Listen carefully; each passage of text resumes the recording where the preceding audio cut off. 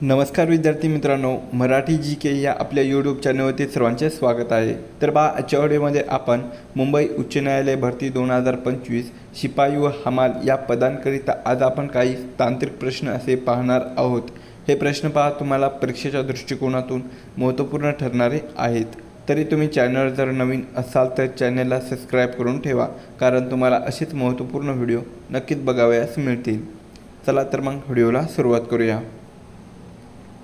प्रश्न क्रमांक पहिला, उच्च न्यायालयातील न्यायाधीशाच्या नेमणूक करण्याचा अधिकार खालीलपैकी कोणास आहे? विद्यार्थी मित्रांनो, प्रश्नाचं जर उत्तर येत असेल तर कमेंट बॉक्समध्ये देण्याचा प्रयत्न करीत राहा. तर या प्रश्नाचं उत्तर ऑप्शन क्रमांक 3 राष्ट्रपती. तर उच्च न्यायालयातील न्यायाधीशाच्या नेमणूक करण्याचा अधिकार कोणास आहे? तर तो राष्ट्रपतींना आहे. प्रश्न क्रमांक 2, मुंबई, मद्रास आणि कलकत्ता येथे भारतातील पहिले उच्च न्यायालय कधी स्थापन झाले? तर ऑप्शन क्रमांक 3 सन 1861. तर मुंबई, मद्रास आणि कलकत्ता येथे भारतातील पहिले उच्च न्यायालय हे सन 1861 या वर्षी स्थापन झालेले होते. प्रश्न क्रमांक 3, उच्च न्यायालयाच्या न्यायाधीशाचा राजीनामा द्यायचा असल्यास त्यांना तो कोणाकडे सादर करावा लागतो? तर या प्रश्नाचं उत्तर ऑप्शन क्रमांक 2 राष्ट्रपती. तर उच्च न्यायालयाच्या न्यायाधीशाचा राजीनामा द्यायचा असल्यास त्यांना तो राष्ट्रपती यांच्याकडे सादर करावा लागतो. प्रश्न क्रमांक 4, 2 किंवा अधिक घटक राज्य व केंद्रशासित प्रदेश यासाठी एकच उच्च न्यायालय असेल अशी तरतूद डॅश घटनादुरुस्तीद्वारे करण्यात आली? तर या प्रश्नाचं उत्तर ऑप्शन क्रमांक 4 7व्या. तर 2 किंवा अधिक घटक राज्य व केंद्रशासित प्रदेश यासाठी एकच उच्च न्यायालय असेल अशी तरतूद ही 7व्या घटनादुरुस्तीद्वारे करण्यात आलेली आहे. प्रश्न क्रमांक 5, सर्वोच्च न्यायालयात 2G स्पेक्ट्रम घोटाळ्याशी संबंधित जनहित याचिका कोणी दाखल केलेली होती? तर या प्रश्नाचं उत्तर ऑप्शन क्रमांक 3 सुब्रमण्यम स्वामी. तर सुब्रमण्यम स्वामी यांनी सर्वोच्च न्यायालयामध्ये 2G स्पेक्ट्रम घोटाळ्याशी संबंधित जनहित याचिकाही दाखल केलेली होती. प्रश्न क्रमांक 6, कोणत्या कायद्याने ग्राम न्यायालयाची स्थापना झालेली आहे? तर या प्रश्नाचं उत्तर ऑप्शन क्रमांक 3 तर ग्राम न्यायालय कायदा 2008. तर ग्राम न्यायालय कायदा 2008 या कायद्याने ग्राम न्यायालयाची स्थापना ही झालेली आहे. प्रश्न क्रमांक 7, अर्ज हा शब्द कोणत्या भाषेतील आहे? तर ऑप्शन क्रमांक 3 अरबी. तर अर्ज हा जो शब्द आहे तर ते अरबी या भाषेतून आपल्या मराठी भाषेमध्ये आलेला आहे. प्रश्न क्रमांक 8, पुणे करार हा कोणत्या 2 नेत्याच्या दरम्यान झालेला होता? तर या प्रश्नाचं उत्तर ऑप्शन क्रमांक 1 डॉक्टर बाबासाहेब आंबेडकर आणि महात्मा गांधी. तर डॉक्टर बाबासाहेब आंबेडकर आणि महात्मा गांधी या 2 नेत्याच्या दरम्यान पुणे करार हा झालेला होता. प्रश्न क्रमांक 9, विधवा पुनर्विवाहाचा कायदा कधी पास झालेला आहे? तर ऑप्शन क्रमांक 4 सन 1856. तर सन 1856 या वर्षी विधवा पुनर्विवाहाचा कायदा हा पास झालेला होता. प्रश्न क्रमांक 10, बिहार राज्यातील चंपारण्य आणि हजारीबागजवळ डॅशच्या खाणी मोठ्या प्रमाणामध्ये आहेत? तर या प्रश्नाचं उत्तर ऑप्शन क्रमांक 2 अभ्रक. तर बिहार राज्यातील चंपारण्य आणि हजारीबागजवळ अभ्रकच्या खाणी मोठ्या प्रमाणामध्ये आढळतात. प्रश्न क्रमांक 11, ब्रिटिश शासनाकडून केसर-ए-हिंद ही पदवी मिळवणारी पहिली भारतीय महिला कोण आहे? तर ऑप्शन क्रमांक 3 पंडिता रमाबाई. तर ब्रिटिश शासनाकडून केसर-ए-हिंद कोणती पदवी आहे? केसर-ए-हिंद ही जी पदवी आहे तर ती मिळवणारी पहिली भारतीय महिला कोण आहे? तर ती पंडिता रमाबाई आहेत.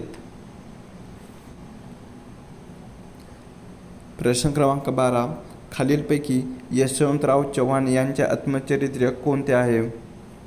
तर ऑप्शन क्रमांक 2 पहा कृष्णाकाठ.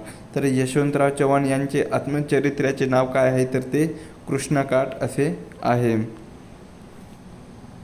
प्रश्न क्रमांक 13 महर्षी कर्वे यांना भारत सरकारकडून कोणत्या वर्षी पद्मविभूषण पुरस्कार देऊन गौरवण्यात आलेले आहे.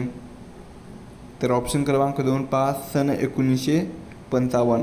तर महर्षी कर्वे यांना भारत सरकारकडून पहा सन 1955 काय आहे, सन 1955 या वर्षी पद्मविभूषण पुरस्कार देऊन गौरवण्यात आलेले होते. प्रश्न क्रमांक 14 सांगली जिल्ह्यातील चांदोली धरण कोणत्या नदीवर बांधण्यात आलेले आहे. तर ऑप्शन क्रमांक 2 पहा वारणा. तर सांगली जिल्ह्यातील चांदोली हे जे धरण आहे तर ते पहा वारणा या नदीवर बांधण्यात आलेले आहे. प्रश्न क्रमांक 15 सिल्वर क्रोमाइडचा उपयोग प्रामुख्याने कोणत्या उद्योगात करतात. तर ऑप्शन क्रमांक 2 पहा छायाचित्रण. तर सिल्वर क्रोमाइडचा उपयोग हा प्रामुख्याने छायाचित्रण या उद्योगामध्ये करतात. प्रश्न क्रमांक 16 डॅश हे ययाती या कादंबरीचे लेखक आहेत. तर ऑप्शन क्रमांक 2 पहा वि स खांडेकर. तर वि स खांडेकर हे पहा ययाती या कादंबरीचे ते लेखक आहेत. प्रश्न क्रमांक 17 सरदार सरोवर धरण खालीलपैकी कोणत्या नदीवर आहे.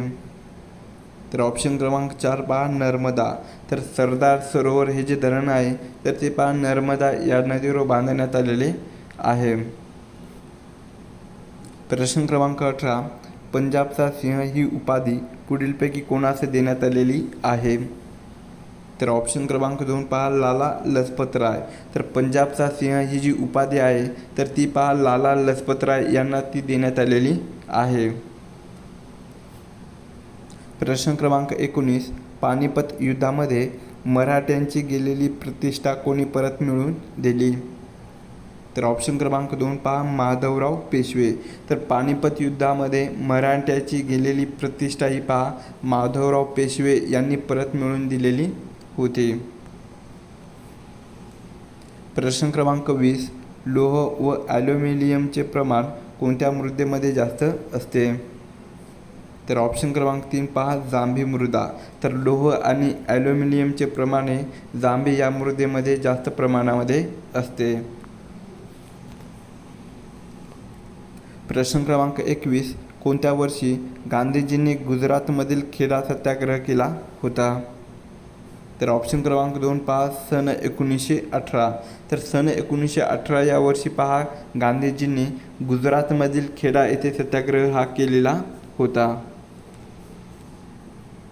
प्रश्न क्रमांक 22 कावेरी पाणीवाटप वाद कोणत्या 2 राज्यादरम्यान आहे. तर या प्रश्नाचं उत्तर पहा ऑप्शन क्रमांक 3 कर्नाटक आणि तामिळनाडू. तर पहा कर्नाटक आणि तामिळनाडू या 2 राज्यादरम्यान कावेरी पाणी वाटप वाद हा सुरू आहे. प्रश्न क्रमांक 23 संगणकात माहितीची देवाणघेवाण करण्याबाबत तयार केलेल्या नियमांना काय म्हटले जाते. तर ऑप्शन क्रमांक 3 पहा प्रोटोकॉल. तर संगणकात माहितीची देवाणघेवाण करण्याबाबत तयार केलेल्या नियमांना प्रोटोकॉल असे म्हटले जाते. प्रश्न क्रमांक 24 सह्याद्रीच्या पूर्वेकडील प्रदेश काय म्हणून ओळखला जातो. तर या प्रश्नाचं उत्तर पहा ऑप्शन क्रमांक 3 पर्जन्यछायेचा प्रदेश. तर सह्याद्रीच्या पूर्वेकडील प्रदेश हा पर्जन्यछायेचा प्रदेश म्हणून ओळखला जातो. प्रश्न क्रमांक 25 बल्लारपूर हे ठिकाण प्रामुख्याने कशासाठी प्रसिद्ध आहे. तर ऑप्शन क्रमांक 2 पहा कागद कारखाना. तर बल्लारपूर हे जे ठिकाण आहे तर ते पहा प्रामुख्याने कागद कारखाना यासाठी ते प्रसिद्ध आहे. प्रश्न क्रमांक 26 नियंत्रक व महालेखपाल यांची नेमणूक कोणाद्वारे करण्यात येते. तर ऑप्शन क्रमांक 2 पहा राष्ट्रपती. तर राष्ट्रपतीद्वारे नियंत्रक आणि महालेखपालची नेमणूक ही केली जाते. प्रश्न क्रमांक 27 रॅमन मॅगसेसे पुरस्कार दरवर्षी कोणत्या दिवशी बहाल केला जातो. तर ऑप्शन क्रमांक 2 पहा 31 ऑगस्ट. तर रॅमेन मॅग्सेसे पुरस्कार पहा दरवर्षी 31 ऑगस्ट या दिवशी बहाल केला जातो. प्रश्न क्रमांक 28. बालहत्या प्रतिबंध गृहाची स्थापना खालीलपैकी कोणी केलेली आहे? तर ऑप्शन क्रमांक 4 पहा महात्मा फुले. तर महात्मा फुले यांनी बालहत्या प्रतिबंध गृहाची स्थापना ही केलेली होती. प्रश्न क्रमांक 29. खालीलपैकी कोणत्या जिल्ह्यामध्ये चुनखडीच्या खाणी मोठ्या प्रमाणामध्ये आढळतात? तर ऑप्शन क्रमांक 1 पहा यवतमाळ. तर यवतमाळ या जिल्ह्यामध्ये पहा चुनखडीच्या खाणी या मोठ्या प्रमाणामध्ये आहेत किंवा आढळतात. प्रश्न क्रमांक 30. खालीलपैकी कोणता दिवस हा महाराष्ट्र राज्य मतदार दिन म्हणून साजरा केला जातो? तर ऑप्शन क्रमांक 1 पहा 5 जुलै. तर 5 जुलै हा जो दिवस आहे तर तो पहा महाराष्ट्र राज्य मतदार दिवस म्हणून साजरा केला जातो. प्रश्न क्रमांक 31. तिपाईमुख डॅम परियोजना खालीलपैकी कोणत्या राज्यामध्ये आहे?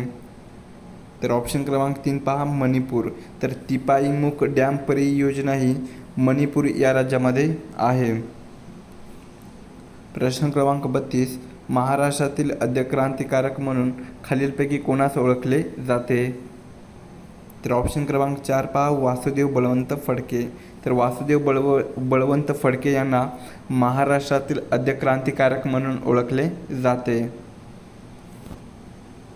प्रश्न क्रमांक 33. भारतातील पहिले राष्ट्रीय मेट्रो रेल्वे नॉलेज सेंटर कोणत्या शहरात बांधलेले आहे? तर ऑप्शन क्रमांक 1 पहा दिल्ली. तर भारतातील पहिले राष्ट्रीय मेट्रो रेल्वे नॉलेज सेंटर हे दिल्ली या शहरात बांधलेले आहे. प्रश्न क्रमांक 34. संपूर्ण स्वराज्याचा उठाव राष्ट्रीय सभेच्या कुठल्या अधिवेशनात संमत करण्यात आला? तर या प्रश्नाचं उत्तर पहा ऑप्शन क्रमांक 3 लाहोर. तर पहा संपूर्ण स्वराज्याचा उठाव राष्ट्रीय सभेच्या पहा लाहोर या अधिवेशनात संमत करण्यात आलेला होता. प्रश्न क्रमांक 35. केळीमध्ये मुख्यत्वे खालीलपैकी कोणता घटक असतो? तर ऑप्शन क्रमांक 2 पहा ग्लुकोज. तर केळीमध्ये पहा मुख्यत्वे ग्लुकोज हा घटक प्रामुख्याने आढळतो. प्रश्न क्रमांक 36. राज्यातील सर्वात जास्त साखर कारखाना उत्पादन कोणत्या विभागामध्ये होते? तर ऑप्शन क्रमांक 2 पहा पश्चिम महाराष्ट्र. तर राज्यातील पहा सर्वात जास्त साखर उत्पादन हे पश्चिम महाराष्ट्र या विभागामध्ये होते.